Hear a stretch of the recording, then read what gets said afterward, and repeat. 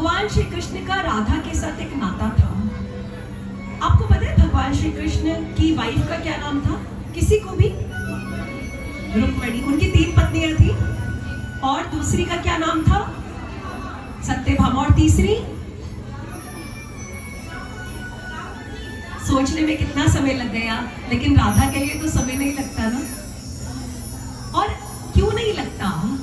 एक बात और पूछो आपसे, आपने कभी सोचा कि राधा कृष्ण ही क्यों बोला जाता है? कभी कृष्ण राधा बोलते हैं क्या?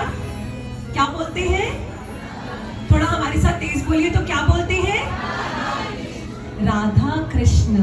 तो राधा कृष्ण क्यों बोला जाता है जानते हैं? एक दिन यही प्रश्न नारद जी के मन में आ गया।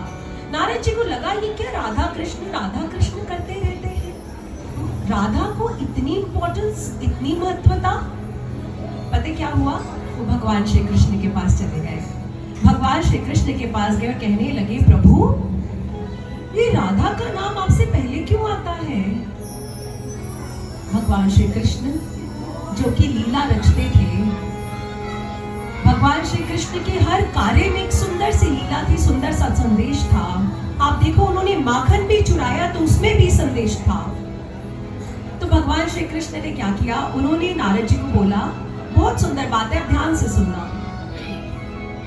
उन्होंने कहा, नारद जी आप एक काम करो, मेरे सर में बहुत दर्द हो रहा है, तो किसी भक्त की चरण की रज ले आओ, माने चरण की धूली ले आओ।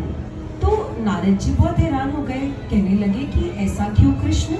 बोलते कि अगर मेरा भक्त मुझे चरण की धूली देगा और मैं उसे अपने मस्तक पे लगाऊंगा तो मेरा सर दर्द ठीक हो जाएगा।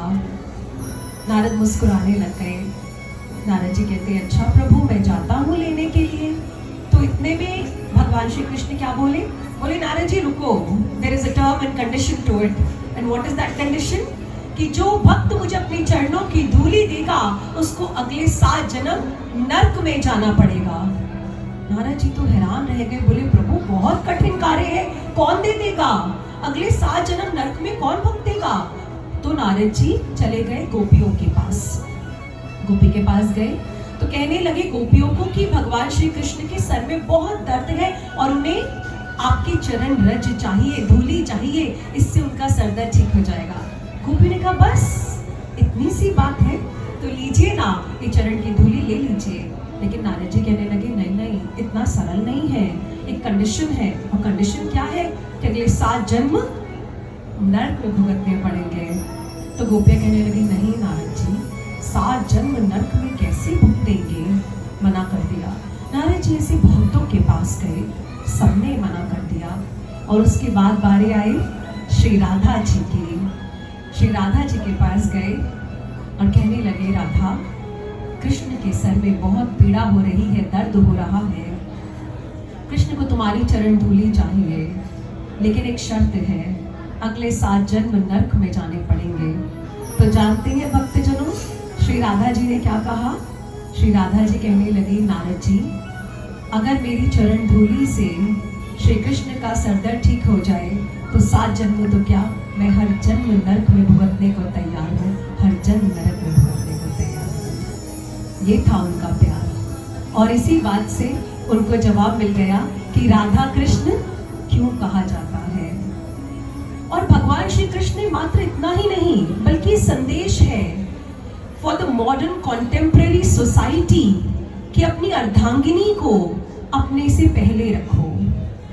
अब आप कहोगे कि राधा जी तो श्री कृष्ण की अर्धांगिनी नहीं थी, बट उनका रिश्ता उससे भी बहुत बड़ा था, because it was divine, it was not materialistic, it was not selfish.